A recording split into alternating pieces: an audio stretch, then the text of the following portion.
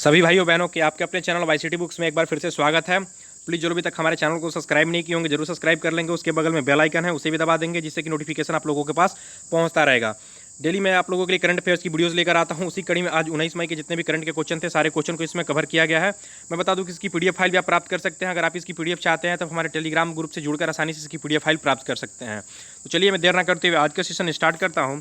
पहला क्वेश्चन क्या दिया हुआ है कि हाल ही में किसके द्वारा यह घोषणा किया गया है कि अभी ई विद्या प्रोग्राम शुरू किया जाएगा। ठीक है, तो ये अभी किसके द्वारा किया गया है? तो हमारी जो वित्त मंत्री हैं, वित्त मंत्री कौन है जानते हैं आप लोग? निर्मला सीतारमण। इन्हीं के द्वारा जो 20 लाख पैकेज है उसका ऐलान किया गया। उसको जिस तरीके से मतलब किसको कहाँ पे खर्च करना है इसको 4 टुकड़ों में 5 टुकड़ों में बांटा गया है। ठीक है, और इसी कड़ी में अभी बताया गया है निर्मला सीतारमण के द्वारा। तो इसी बात को लेकर अभी जो 20 लाख पैकेज का हमारा ऐलान हुआ है मोदी जी की तरफ से, तो इसी में जो ई विद्या प्रोग्राम है इसमें बताया गया। अच्छा, इस अंदर बताया क्या गया है? तो इसके अंतर्गत जो भी लड़के अभी लॉकडाउन की वजह से घरों में कैद हैं, चाहे पढ़ नहीं पा रहे हैं, चाहे उनकी संस्थाएं कोचिंग वगैरह में वो जा नहीं पा रहे हैं, इसी की वजह से वो दूरदर्शन, याद रख लीजिएगा, दूरदर्शन अर्थात डीडी न्यूज चाहे डीस की तरफ चाहे यूट्यूब से वो अपनी शिक्षाओं को प्राप्त कर सकते हैं। इससे करीब करीब 25 करोड़ जो लड़के हैं लाभान्वित हो सकते हैं। चलते हैं हम लोग अगले नंबर क्वेश्चन पे।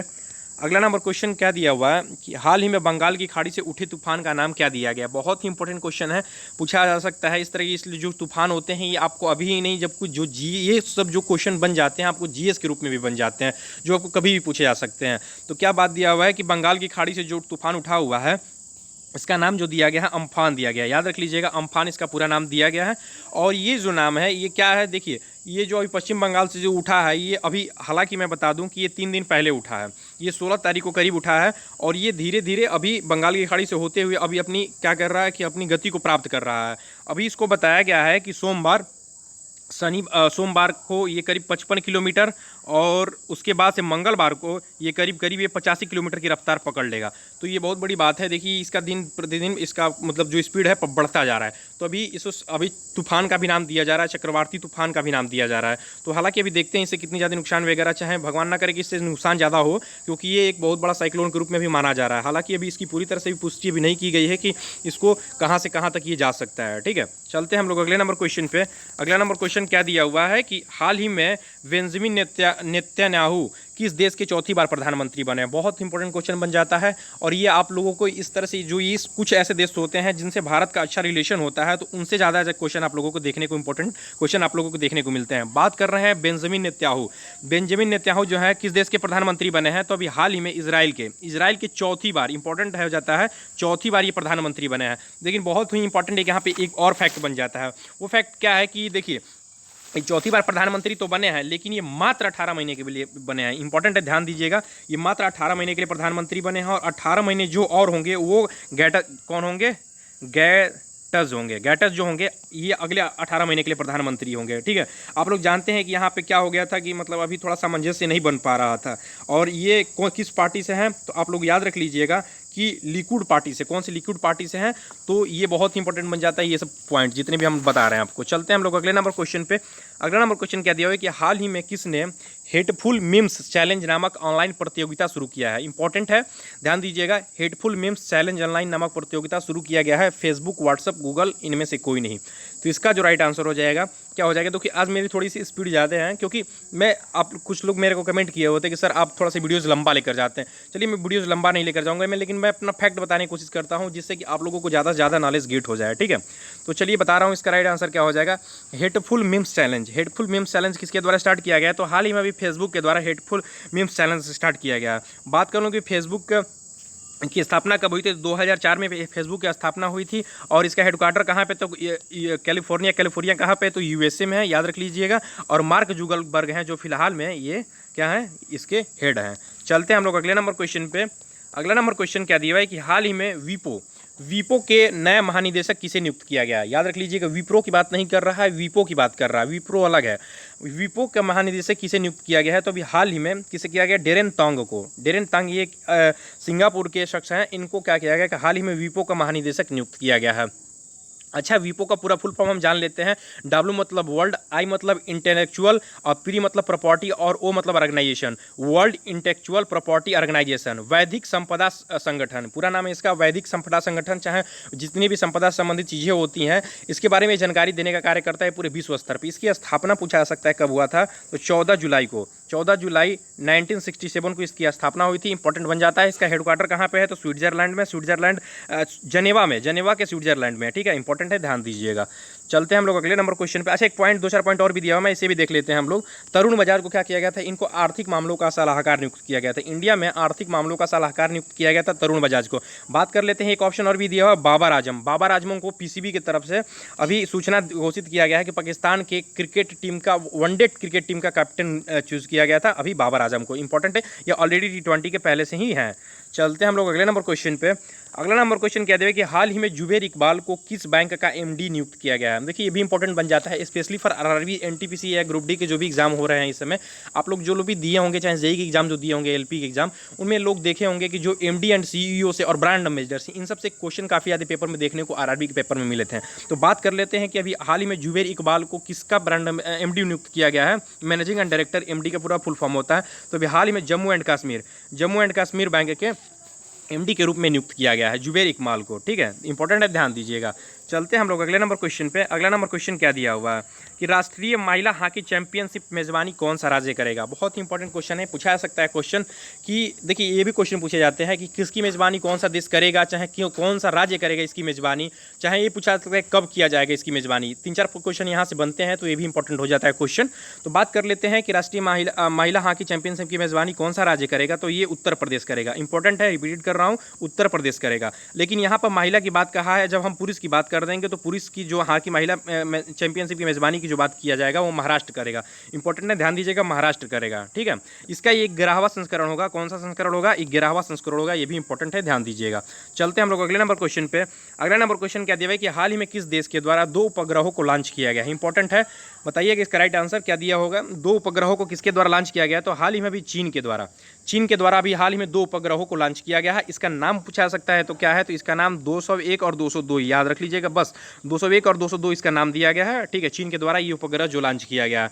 चलते हैं हम लोग अगले नंबर क्वेश्चन पे। अगला नंबर क्वेश्चन क्या दिया हुआ है कि हाल ही में चौथी बार रिलायंस जियो के साथ अपनी हिस्सेदारी 1.3% बेच दी गई है।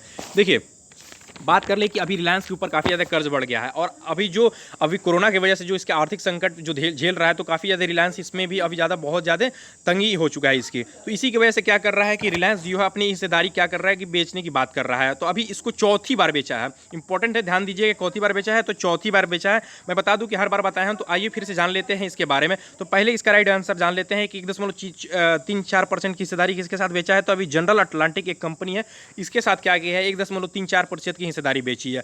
इसके पहली बार किसके साथ बेचा था? तो पहली बार जो फेसबुक के साथ बेचा था, तो कितने परसेंट हिस्सेदारी बेचा था? तो 9.99% की हिस्सेदारी बेचा था। उसके बाद सिल्वर लेक के साथ बेचा था, तो सिल्वर लेक के साथ 2.23% की हिस्सेदारी बेचा था। इक्विटी विस्टा के साथ जो बेचा था वो कितना बेचा था? तो 1.15% की हिस्सेदारी बेचा था, ठीक है। तो ये विभिन्न प्रकार की जो कंपनियां हैं उनके द्वारा ये इसकी जो किया जा रहा है, तो ये लगभग अभी तक अपने करीब 65,000 करोड़ की अभी अपनी जो मतलब हिस्सेदारी है वो बेच चुका है। इंपॉर्टेंट है, ध्यान दीजिएगा, 65,000 करोड़ की हिस्सेदारी अभी तक रिलायंस जियो के द्वारा बेची जा चुकी है, ठीक है। चलते हैं हम लोग अगले नंबर क्वेश्चन पे।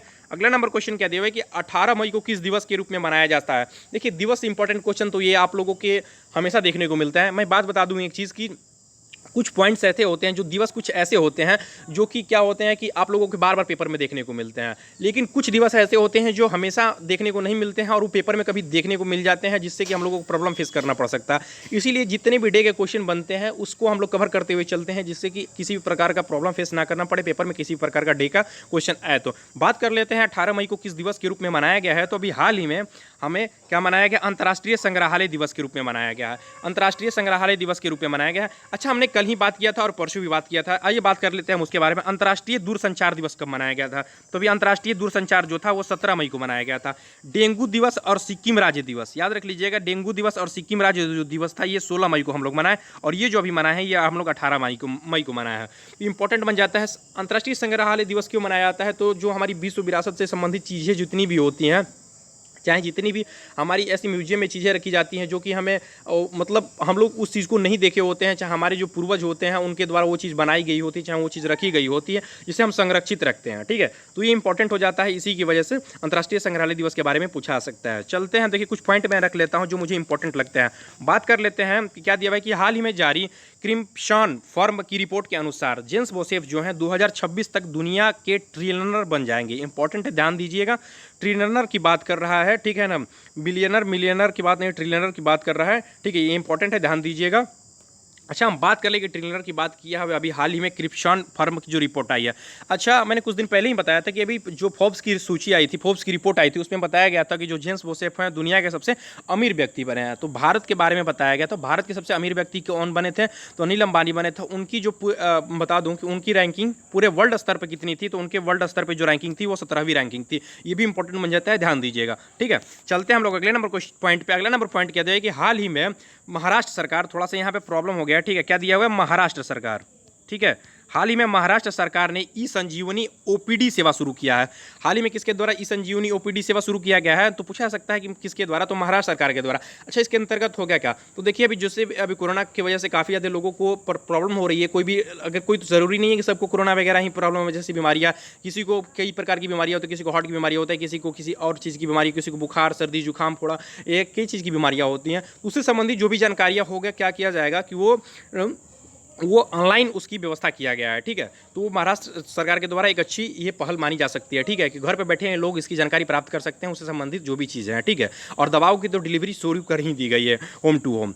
देखिए, मैं बता दूं कि आप लोगों के लिए इसका आंसर की भी प्रोवाइड किया हुआ है। अगर इसकी आप पीडीएफ फाइल चाहते हैं तो आप हमारे Telegram group YCT publication, important है, सुन लीजिएगा, वाईसीटी पब्लिकेशन पर जुड़कर आसानी से इसकी पीडीएफ फाइल भी प्राप्त कर सकते हैं। तो प्लीज़ आप लोग हमारे चैनल को सब्सक्राइब कीजिए, और आप किसी प्रकार की बुक्स को परचेज करना चाहते हैं तो आप हमारे टेलीग्राम ग्रुप पर भी जुड़कर उसकी जानकारी प्राप्त कर सकते हैं, और हमारे व्हाट्सअप नंबर भी दिया हुआ है, वहाँ से भी आप इसकी जानकारी प्राप्त कर सकते हैं। और मैं बता दूं कि आप लोगों के लिए लिंक दिया हुआ है वहाँ पे अमेजन फ्लिपकार्ट वगैरह का भी, तो आप वहाँ से भी आप बुक्स को परचेज कर सकते हैं। तो प्लीज़ आप लोग हमारे चैनल को सब्सक्राइब कीजिए और नोटिफिकेशन के लिए बेल आइकन जरूर दबा लीजिएगा। थैंक यू दोस्तों, थैंक यू।